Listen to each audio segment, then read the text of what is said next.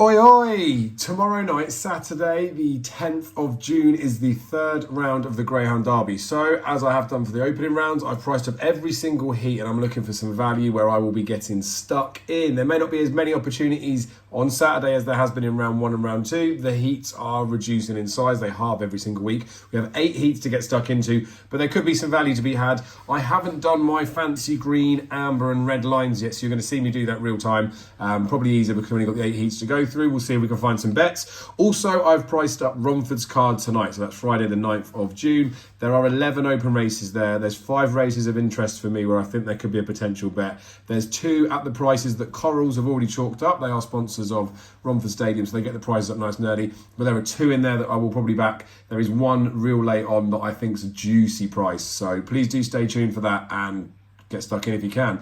I can't get on much with a Coral account. Maybe 20 quid. Not even 20 quid per bet, like £20 in total in a day. But I'm going to wait and I'll just be playing on the exchanges, or I'll see if I can shop around a little bit later. I've got some cash monies, so we might do that. Anywho, you don't need to hear any of this. Let's crack on with the Greyhound Derby stuff first. As always, please do like the video, please do subscribe to the channel, and please do comment below if there's anything you fancy or you've got any questions about anything in there. Have been putting some videos up about some trade, and I'll go into that in more depth at some point. But the long and the short of it is I'm trying to find entry points for races where I think the price is wrong, and this Kelly calculation will show us a weighting of that. The difference in what I've got as the percentage chance compared to what the bookmakers put it as is another view of it, but you'll see there's a slight difference in those. Anywho, let's get on with Heat 1. I'm highlighting it. It's probably going to go too dark, but never mind. Right, this is a pretty tasty looking heat. Swords Rex in 4's got a proper chance. He has got a, as far as I'm concerned, a bang raider in Trap 5 Romeo Top Gun in there, which is why I would have made him a bit of a bigger price than he should be. Ballymac Finn hasn't really impressed me so far in the Greyhound Derby. Maybe the draw of Trap 3 is going to help. He has been in the 1 box prior, but I think he's way too skinny there. I think Swords Rex way too skinny there. I just think there could be trouble. Look, the race is between the 2 of them. It's not a race I want to get involved in, so we will move on. Heat 2 of round 3, or race 2 of round 3, is another interesting race, right? We've got Clona Duke, who was really impressive last week. I had a good bet on that. He is a 2's on poke in my eyes, and I was so impressed with last week's run that I'm tempted to potentially go with him again. You will see, right, that I have him as a 1 to 2 poke. You can get 8 to 13 about him. He's like on the Kelly criterion would be 13%, so would work into a bet. You can see there's a big difference there with Beeper's Lariat, right? I've made him a 20s poke. They've made him 11 to 2. It would be one I'd want to go and evaluate before I work out how much I want to back on Clona Duke. But Clona Duke probably will be a bet. He's an 8 to 13 poke. You guys don't need me to be telling you about those ones. Obviously, there are some of those ones, though, that I will tell you to steer clear of. Anywho, the third race, if I can do my calculations, on Saturday is one, if we just, right, forget the pricey stuff over looking at it, you can look wherever you want, but if you look here, where the percentage differences are, right, you can see there's not a great deal in it, right? I'm 8.5% tighter than they are, so I'm betting to 100%, and that is the over round that comes within bookmakers, right? So Silent Otis I've got as the 33s poke, they got 14s. Romeo Commander gone 6 to 4, they gone 6 to 4. Infield Billy I've gone 14s, they gone 12s. Ball Sports Gift they've gone 6 to 4, they gone 13 to 8. No, sorry, 11 to 8. Tommy's Boss I've gone 20s, they gone 20s, and Savannah Hero gone 16s, they gone 12s. Right, we're both in agreement with that type of race, right? That it's between Romeo Commander and Ball Sports Gift. I probably would semi-side with Ball Sports Gift on the draw, and he was really impressive last week, but it's a no-bet race, right? I mean, wouldn't want to be getting involved where there's no edge. In this race here, again, if we stay away from this slot, we look at the percentages, you'll see there's not a massive influx in positives, but there is a big negative. And then when you look in the Kelly criterion, it will show you how far off you would be from having a bet on this dog, right?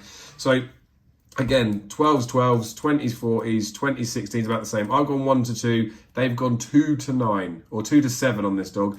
I've gone 8 to 1, they've gone 6 to 1, and then Dog I've gone 14, they've gone 25s, right? This is what happens with a percentage book with a bookmaker. When I'm betting to my percentage here, I'm betting 101.66%. These are top prices I'm quoting you here as well. This is not just with one individual bookmaker, but they bet 112%. So it's 111.66. So they're 10% higher than I am.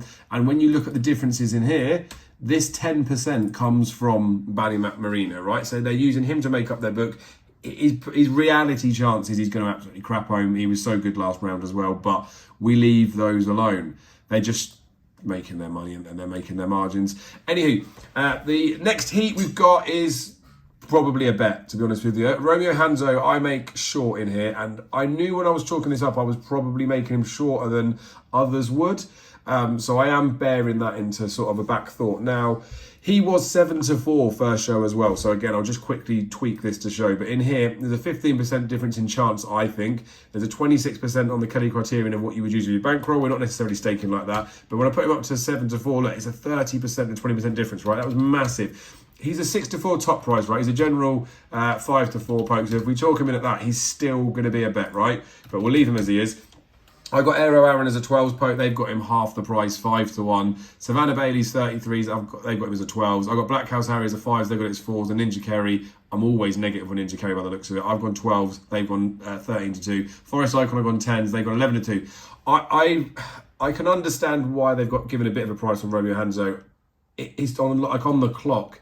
There isn't a huge amount to do with it. And also the red box at Toaster's always been notoriously a really bad trapper's box. So this is the sort of one where, again, I knew what I was doing with pricing this one in here.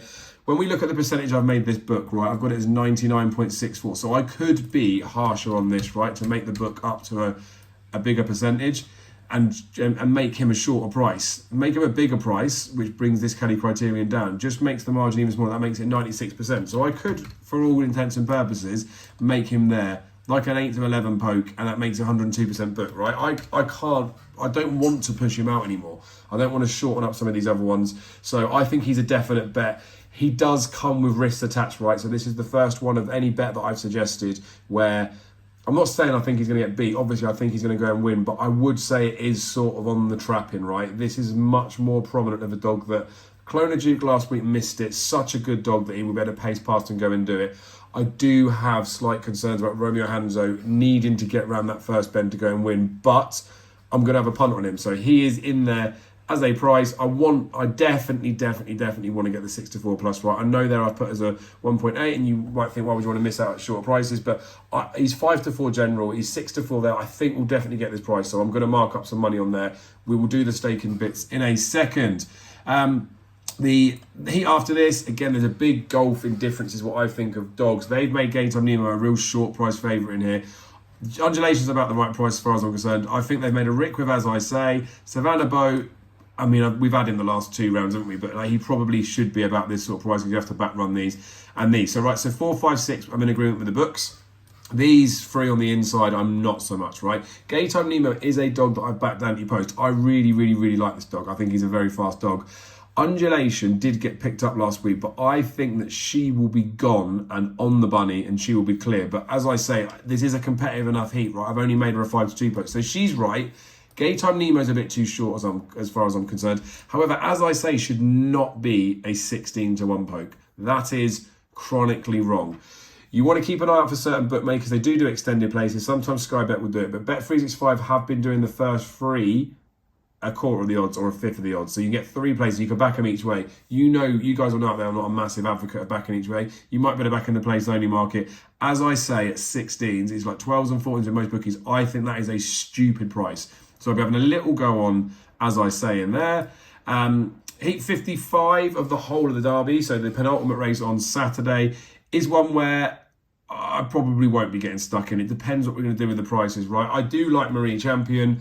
Think he's got the best chance in this race. Silent Goofy does worry me out on the outside. Coach Eyes we had last week, I just can't believe he's going to keep trapping. But again, from a price perspective, he's about there. Goldie's Perriman, maybe I'm being harsh, but I can't see him leading up. And even if he does lead, he could get picked up. So I don't see why he's only an 8-1 poke. But we are where we are. So yeah, Silent Goofy's a bit shorter than I would have thought he would have been. But I think a few people would have been hoping they could get him at a price and back him. I'm lukewarm on backing Marie Champion. I made a good bet on him last week. I do think he'll win. I think I could probably ask for 3-1 on the exchanges, which would make him a bet. So if I show you again on the percentage here, it would chuck him up to a 10% poke on the Kelly Criterion Stakes. So we'll probably have a go on that, but we'll come to that in a second. Then the last heat on the Saturday, again, from a pricing perspective, I feel like I was all right on this one. Romeo Magico does deserve to be the price that he is, so that's fine. McNeil's a bit bigger than I'd probably say that he should be. Ran really well.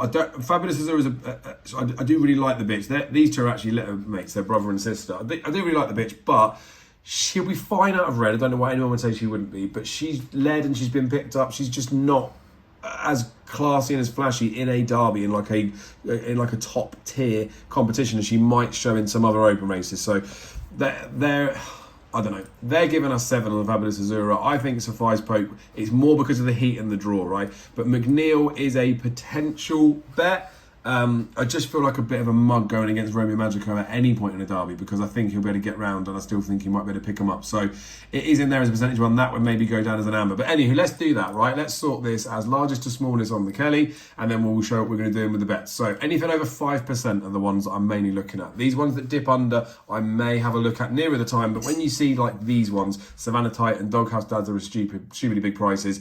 I'm not interested in those. Fabulous Azura, I'm never going to back, so definitely wiped off. So we're looking at all of these that we're in here, right? So Romeo Hanzo is an absolute definite bet. Pinch of salt time though, right? I do not want to be smashing in hundreds and hundreds and hundreds on this. Like you've seen some other bets we've been having a couple or a few hundred. We'll wind ourselves in on that. As I say, regardless is the wrong price. So I will have a small amount on that. We're going to work out stakes in a minute. Clona Duke, I feel like I could take or leave him, to be honest with you. Got away with one last week. We've been missing it. I think I would probably be looking to leave Clona Duke. What I will do with him though is he would be an amber bet with no stake advice because he did fall out last week. People might start wanting to get him beat. If he ended up being 4 to 5 on the exchanges, I'll be having a ton on him minimum, right? So it's not inconceivable we'll get that price. I'd leave him as an amber for the purpose of this. Ballymac Bronze was one I didn't really talk about when we looked at that the first heat of the night. He probably is too big a price, right? And there was some money for him before. He would go down as a potential amber. I would review the race and might have a little stake on him. So he potentially could be a bet, right? 10s is big enough. Again, on the exchanges, if they start chucking him out to 14s or something, then I'm going in, right? So he'll be down as an amber. McNeil would be another one that I'll be sticking as an amber. I don't necessarily definitely want to back this dog because of being with Magico there, but I would keep an eye on it. Marie Champion would also drop itself into maybe amber, maybe green, right? So Marie Champion would be on the cusp of like being a bet. I think the 7 to 4's okay. I just don't think it reeks of value. So what we'll do is we'll tweak a few of these to make them green, and I'm going to show you the price that I will be sticking up on the exchanges and for the amount that I will be sticking up on the exchanges, right? So we'll green them all up. I'm going to tweak here, right? This isn't the available price for actual categorical staking sense, but this is the price that I will be asking for, right? So Romeo Hanzo, I'm happy with the 6 to 4. I do think I'll get bigger than that, but I'm happy to ask for the 6 to 4, I think, right? Again, it might sound counterintuitive there to think, why don't you just take the bigger price? I see him being short. I can see him being well supported. So we will see what happens. They may form an opinion, right? But as it stands, I will have a ton on him at 6 to 4, right? If they start to push him out, start to try and get him beat, maybe even if he touches something stupid like a 2 to 1, I'll have another 100 in, but I'm not going to just go chasing for the sake of it. As I say, at 16s, I think it's a good price. I probably would look at the each way market just for the fact that it's 3 places. It's well worth getting into there. I don't know if I can or how much I could get on my Bet365 again. I'd look for 25 each way on him anyway, but if we'll just put 25, because I might just have 25 win on him. Clona Duke, I'm going to do it again. I'm going to chalk myself out. I'm going to say I'm going to put myself as a 1.8, right? I don't know if we'll get this price. We probably will. I'm going to chuck myself up for a ton on that. There has been someone pricing up all of the ground markets, giving even money, everything, right? Ain't going to happen for tomorrow, but I'm going to keep an eye when the markets go up, because if I can get evens on some of these, I'll go in a bit more. But yeah, I'd have a ton on Clona Duke though. I thought he was real good last round. Impressed me. Did do a lot of running though. Might take something out of him. He had a week to recover, but again, risks attached, aren't there? We'll probably choose some losers. Ballymac Bronze in here, again, I think the price is okay. I'll probably be having a little go on him. I'll probably be just chucking a 25 in there. I don't mind the 10s, to be honest with you. So I'll just for the purpose of the video, I'd leave it in there. I might ask for a little bit big on the exchanges. McNeil, again, I don't mind the 7 to 2. Depends how much I fancy putting on, doesn't it really? But I would probably look at saying, for the purpose of this video, I'll probably say we'll have it's Magico inside, isn't it? I'm in an iron, we should always be cautious, shouldn't we? I'll probably say that I'd want to review the race. I'll say that, right? So we'll put 25 or 50 in there. That's where we're going to be sat, right? So we'll just stick 25. We're going to ask for a little bit bigger for the purpose of now. And then Marie Champion, I'm going to ask for 2 to 1, and I'm going to have a ton on Marie Champion if I can get the 2 to 1. It may be a case with this one here that I might might want to whittle it down to just a 50. I do think he's got a good draw. I do think he's probably going to win the race. Maybe from a staking perspective, just advising it. We'll chuck it down as 50. Right, there we go. You see me fabricating, moving about. You see with the Kelly criterion that I could use a bankroll percentage to tweak things out, and I don't necessarily do that. We've got 10%ers here with different stakes.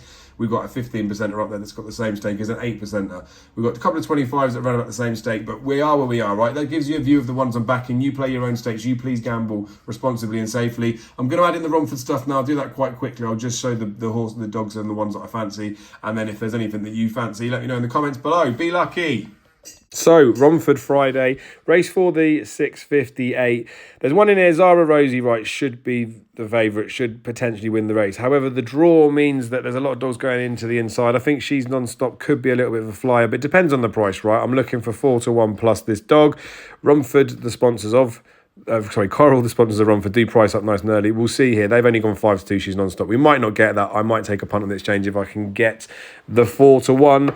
Plus, let's go back and look at another race that I fancy. There's 5 races that I've got a bit of an interest in, right? The next one that comes up is the Chelm's Jet race, right? So 6 will be favourite in here. It is the 7.56. Now, Chelm's Jet's a dog, right, that hasn't quite fulfilled his potential over staying trips, but I don't think he's shown his best yet. I think he can get out okay. I want some... 2-1 plus about him is what I've chalked up in there, and we'll see here that you can get 9-4. Antigua Sugar is a shorty price favourite, so we'll be having a bet on Chelm's Jet in the 7.56. Like I say, hasn't really shown everything that he can do so far, but I think he could ping. I think he could do okay. Antigua Sugar, he'll have to probably back run that, which could be tricky, but we're going to go in. We're going to have a little pop on that. The third race of interest at Romford comes in the... Keep going, Dave. Keep going. Come on, keep going. Comes in the 8.38 Mini Bullet, right? Fancy this one. Not stupidly, but it's a dual distance final round. Really well over 4 bends. It is probably the fastest over the 5.75 anyway, in my eyes. 6-4 plus would be a price that I would take. Whether we'll get that or not, I'm not sure. I would imagine we'll be closer to an even money poke, but we will see.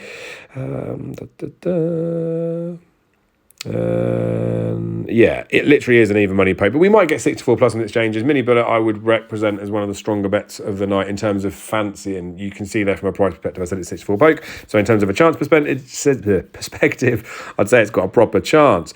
We've also got a fancy in this race, yeah, Drum Do It Jack. I'm being cheeky on this, right? He's a Yarmouth Raider. It's over 5.75 in a maiden competition. The times at Yarmouth, anything over under 28 is reasonable, right? Bubbly Inferno in 3s, one that will probably be popular, although it's winning in S3s. I want a big price on this one. I want 8-1 plus. I'm being greedy there. Probably 6-1 plus wouldn't be too bad. We'll see what they've chalked him up as. Some of these Yarmouth Raiders do end up being shorter than maybe they should be. Yeah, they got him as a 3-1 poke. So wouldn't be a bet at the price. 6-1 plus-ish. I know I'll put 8-1 plus, but 6-1 plus-ish, I might have a little go on there. There could be some money about for some others. So we'll see how that one goes. I would leave it if it's shorter than 6s, though. Go and let them win. But I'll mention it anyway, so if you guys want to do something different, you can. Then we've got the 9.28. This is the last one. Moaning Rossi, right? This dog here was slow away, stayed on, which is a very hard thing to do at Romford, right? 2-1 plus, I would be more than happy with this dog. Like, this would be one that I'm quite excited about. Yes, he could miss the kick, and yes, it might not be able to afford to do that in this company, but I would be willing to take the punt. You see that 11-4. We can get on this Moaning Rossi. I think that's a proper price. I can see this one shortening through the day, but if I can get the 11-4 or even 5-2 plus later on, I'm going to get proper stuck into him. Quickly skim through the card just to check if there was any others in there, but there's not. There's one more open race, and I haven't tipped in it. So there you are, the bets for Romford. Again, appreciate the support. If you stayed this far through the video, please make sure you like, please make sure you comment to say I'm still here, and subscribe to the channel if you haven't already.